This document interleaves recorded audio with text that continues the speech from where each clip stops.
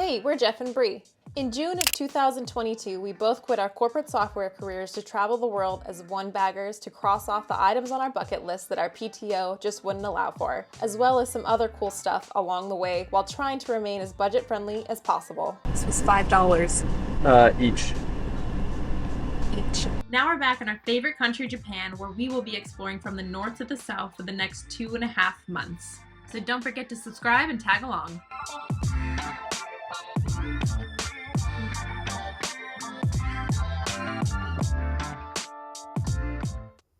Welcome to Sapporo, Japan. We are on the northern island of Hokkaido, and Sapporo is the capital of the prefecture. And this has been on our bucket list for as long as I can remember, and I think actually probably one of the biggest reasons why we even came up with doing a 2-year trip around the world. Fun fact, when we were originally planning the world trip, we had planned to start in Sapporo for this reason and start at the ice festival before traveling the rest of the world. And of course with COVID, we couldn't make that happen, so we started somewhere else, but now we are back to finish what we had started. And Japan, which I think is no surprise to most people who have traveled here, is one of our favorite countries in the entire world, if not our favorite country of all time.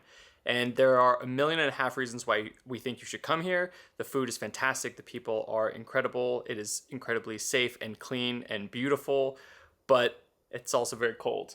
It's freezing. It's freezing. And that kind of just adds to the appeal for me because we spent the last 7 months through hot and humid climates. So I'm very excited to actually put on some winter gear and wear a jacket and feel like I'm going to need more. Well, winter gear. We don't have boots. Yeah. It's going to be a struggle, but it doesn't matter because today we're here for something extremely special. As we said, we are going to the ice festival. But speaking of cold weather, we need to get on some cold weather gear. That means gloves, hat, jacket, completely unnecessary fanny pack that we bought in New Zealand even though Brie already has one, which is much more safe and secure, and mask. What a stunner. Let's do this.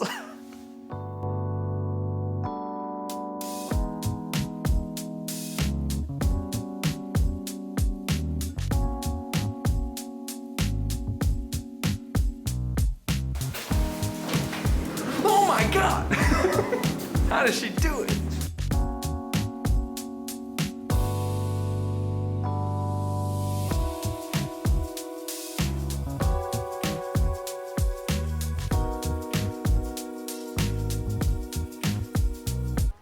So the Sapporo Ice Festival actually started in 1950. This is not to be confused with the ice festival that happens in Harbin, China, which happens to be roughly the same latitude, so it is equally as cold. However, that festival started in 1963. So this whole thing started as some kids just making snow sculptures, and then it turned into this massive commercial kind of enterprise. And you can just see how far it's come now. I mean, look at this thing.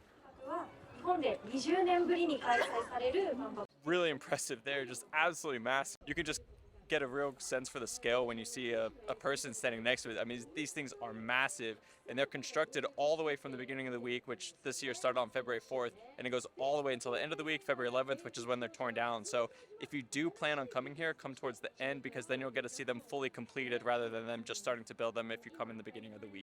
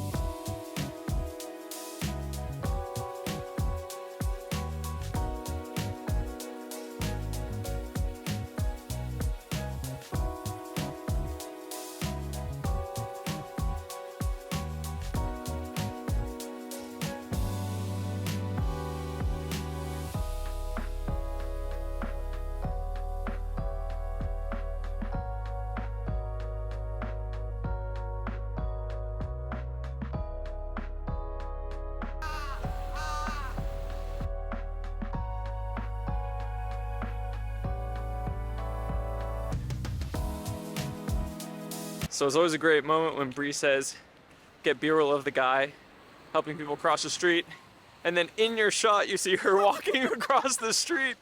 So you have to haul ass across the sidewalk before the light turns. I just saw you walking. I was like, oh, Yeah, I'll see you there. yeah, I guess I gotta go. So to say that there are more than a couple statues is a bit of an understatement, but what's even cooler than seeing them in all of their glory during the day is seeing them at night.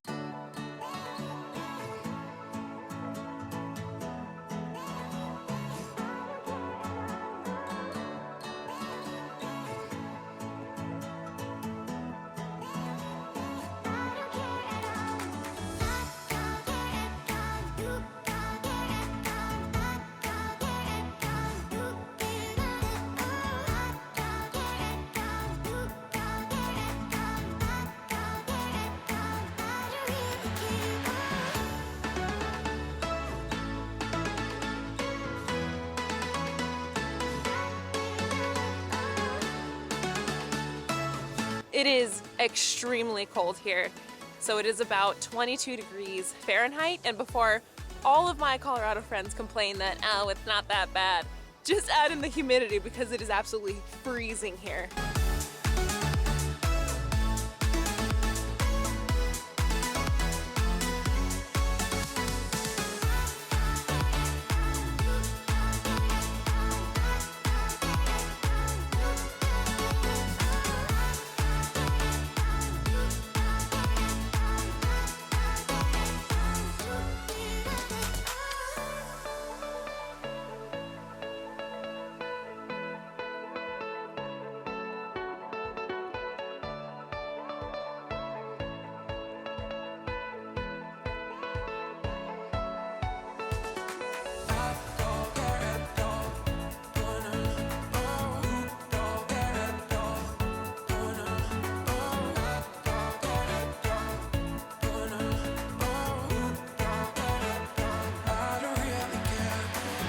So we just wrapped up and that was absolutely incredible, and now we are absolutely frozen to the bone. And if you're over here like we are and you're absolutely frozen, we highly recommend going downstairs into the subway because it actually stretches pretty much all the way down to our hotel in Susukino from Odori Park, which is amazing because it's the only way that I can regain feeling in my fingers and apparently my tongue.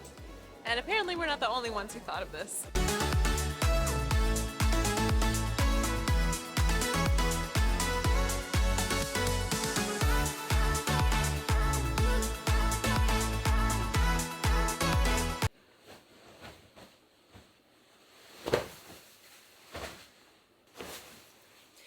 Well, if you can't tell, we are back at our hotel room and getting ready to go to bed. The Ice Snow Festival, what's it called? The Sapporo Snow Festival. The Snow Festival was absolutely amazing. I'm so glad that I got a chance to see it. It is the Snow Festival, right? Or is it the Ice and Snow Festival? I think it's the Snow I think it's Sapporo Festival. Snow Festival, yeah. Okay. The Snow Festival was absolutely amazing. If you ever come up here and want to do the Snow Festival, just keep in mind that it is extremely cold. I don't know if we said it enough during the video already, but just come prepared because we certainly did not. I think we learned two major things. Number one, do not buy your base layers in Southeast Asia where they're way too short because those small little gaps of exposed skin you will notice. And the other thing is, walk underground as much as humanly possible. I know this was a relatively short video compared to our other videos, but we just wanted to give you a glimpse into something that's been pretty high up on our bucket list. And if you're not interested in snow sculptures and ice sculptures, there are 1,000 other reasons to come to Sapporo, even in winter. If you're a big skier, this is home to some of the best powder in the world. And after those long ski days, there is nothing better than getting a bowl of miso ramen, which this area is famous for. Also their butter corn ramen, which we had, and it was amazing. We actually ended up, not planned at all, went to the place where Anthony Bourdain came when he was filming No Reservations up here, and it was phenomenal. I think some of the best ramen we've ever had. So if you're a big foodie, this is definitely a place to come check out. That being said, make sure you pack appropriately because it does get incredibly cold here, and I think this is Japan's second snowiest city.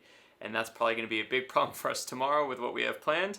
So if you haven't already, like and subscribe and click that little bell so you get notified on our next video. And thank you so much for watching. We'll see you next time.